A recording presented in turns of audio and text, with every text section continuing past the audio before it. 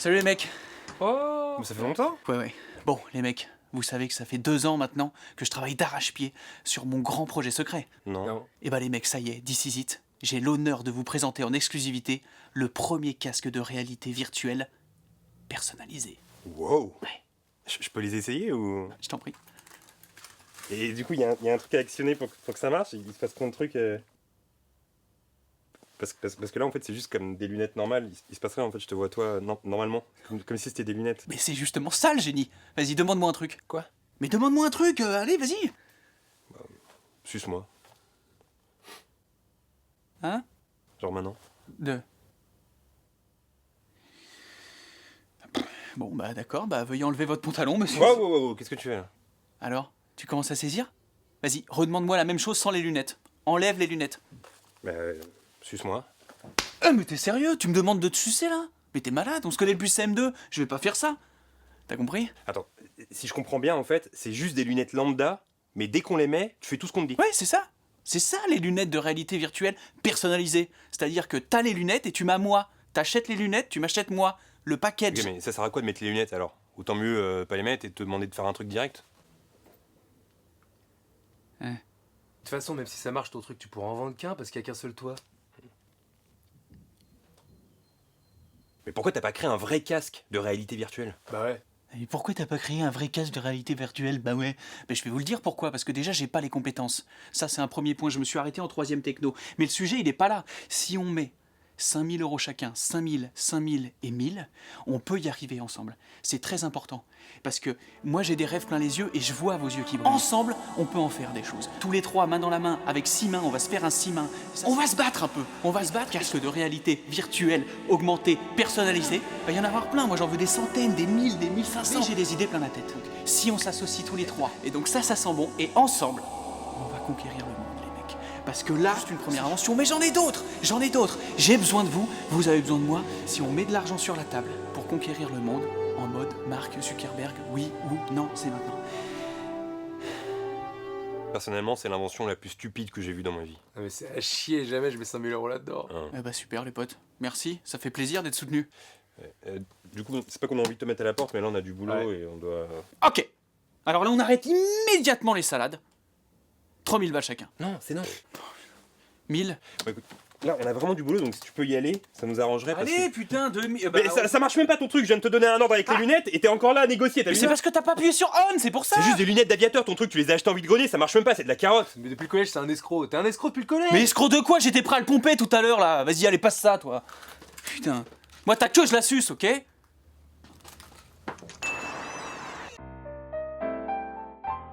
Dans le film, le but du jeu c'est de trouver l'œuf, ok? Ouais.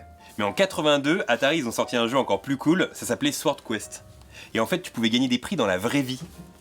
Genre, tu pouvais gagner des couronnes en or serties de pierres précieuses et tout. Et il y en a 4 qui ont gagné, et sur les 4, il y en a 3 qui ont fondu l'or pour leur vendre. Et il y en a un qui a gardé un calice en or serti de pierres précieuses. Et aujourd'hui, il est à peu près à 70 000 $ en estimation. Ok, réfléchis 2 secondes. Ouais. Ready Player One, c'est un pot pourri de plein de références des années 80 et 90. Mais s'ils veulent faire, genre dans 20 ans, un Ready Player One 2 sur les années 2010, bah ils vont être en galère, parce qu'il y aura rien à mettre. Vu que les seuls films qui sortent, c'est des films de super-héros et des remakes. Ah ouais. Le mec qui a écrit le roman Player One, c'est un mec qui s'appelle Ernest Cline. Ouais. Et en fait, Ernest Cline, c'est le mec qui a écrit le film il y a 8-9 ans, Fanboys. Je sais pas si t'en souviens. C'est le film sur les fans de Star Wars. Exact. Ouais. Bref, là où je voulais en venir, c'est qu'en fait, au tout début, il a bossé pendant des années dans un vidéoclub, comme nous. Ah, comme nous. C'est-à-dire que peut-être un jour on sera connus. Ouais. En attendant, c'est à toi de laver les chiottes aujourd'hui. Parce que je suis passé devant tout à l'heure et... Comme par hasard. De quoi? Comme par hasard, c'est toujours moi en fait. Je déteste ce terme pop culture. Pourquoi? Enfin, en général, les mecs qui emploient ce terme, ils collectionnent les figurines pop, là. Bah ouais, mais bon, toi dans les années 80, tu collectionnais les Kratos. Et les mecs des années 70, ils devaient se dire, pouah, c'est naze. Tu m'as convaincu. Bah ouais. Ernest Cline, il a expliqué dans une interview que pour le roman, il s'était inspiré d'une série qui s'appelle Spaced. Tu connais? Non. En fait, c'est une série qu'il a écrite et dans laquelle il joue d'ailleurs Simon Pegg. Et c'est marrant parce que Simon Pegg, bah, il a joué dans Ready Player One des années plus tard. Il s'est aussi inspiré de la série Family Ties. Tu sais, la série des années 80 avec Michael J. Fox? Ouais. La série qu'il faisait en même temps qu'on voit le futur. Dans le film, il y a Mark Rylance. Toujours Ouais. un plaisir de voir un film avec Mark Rylance. Sauf que pour ce rôle-là, Spielberg, il voulait Gene Wilder. Attends, Gene Wilder? Mais si, tu sais, le mec qui a joué dans Charlie et la chocolaterie et Frankenstein Jr. Exact. Bref, il a poliment refusé, parce qu'il avait arrêté sa carrière depuis 99, mais Spielberg, il espérait le convaincre, et finalement, il est mort quelques semaines plus tard. En fait, Ready Player One, ça vaut le coup pour une scène, celle de Shining. Je suis d'accord. T'avais pas charmé cette scène? En fait, à la base, Spielberg, il voulait reconstituer tout le décor, sauf qu'il a compris que c'était méga galère, et en fait, chaque plan que tu vois, chaque scène, c'est de la CGI. Tout est de la CGI. C'est pas ouf? Ah ouais. C'est trop bien fait. Je me souviens quand Destruction Derby est sorti sur la PS1 en 96, à l'époque j'avais vu les graphismes et je m'étais dit ok c'est bon, ils pourront jamais faire mieux, jamais, c'est impossible. Alors que bon. À la base dans le roman il y a une tonne de références liées au film de Spielberg. Sauf que quand Spielberg a pris le projet en main, il a dit ok on va retirer toutes les références liées à mes films parce que je suis pas trop à l'aise avec ça. Ah, même lui, il a fait une overdose de références, quoi. À mort. Tu vois le méchant dans le film? Ouais. Mais en fait à la base c'était Michael Keaton qui devait faire ce rôle. Sauf que pour des histoires de planning ça a pas pu se faire. D'ailleurs, c'est qui pour toi le meilleur Batman de l'histoire? Michael Keaton ou Christian Bale? Bah, Val Kilmer. Pas mal. Dans le film, il y a plein de références qu'on peut griller facilement, mais il y en a plein de petites qui sont un peu plus dures à trouver. Genre. Genre, à un moment donné, tu peux voir un panneau Delta City pendant 2 secondes. En fait, Delta City, c'était la ville qui était censée remplacer le vieux Détroit dans Robocop. Exact. Il y a aussi la Ferrari 250 GT qu'on trouve dans Ferris Bueller. Ouais. Et il y a même la camionnette des aventures de Jack Burton. Oh. Je sais pas si t'as remarqué, mais quand on dit que t'as une saleté ou une poussière sur ton t-shirt, Ouais. tu sais, quand tu regardes comme ça, t'es toujours chum. Ouais, grave. Les mecs. Oh. Oh. Si, écoutez-moi, je me suis un peu emporté, je suis désolé. Je me suis calmé, et quand je me calme, je crée. Et qu'est-ce que j'ai créé? Les écouteurs non défaillants. Qu'est-ce que c'est que ça encore? Essaye, essaye, et qu'est-ce que c'est que ça? Il faut essayer, et voilà. Bah, ça marche pas, j'entends rien. C'est défaillant, j'entends rien, ça marche pas. Mais c'est ça le génie! C'est ça le génie, ok? Qu'est-ce que tu voulais écouter? Bah, Roxane de Police. Eh ben écoutez, on va y aller, monsieur, veuillez mettre play. Roxanne, you don't have to put on the red light. Ok, d'accord. En fait, si je comprends bien, à chaque fois que tu fais des inventions, faut qu'on t'achète avec, c'est ça? Ouais. C'est de la merde. En fait, tout ce que tu veux, c'est qu'on t'héberge, c'est tout, quoi. Ok. Bah les masques. Hop, démasqué.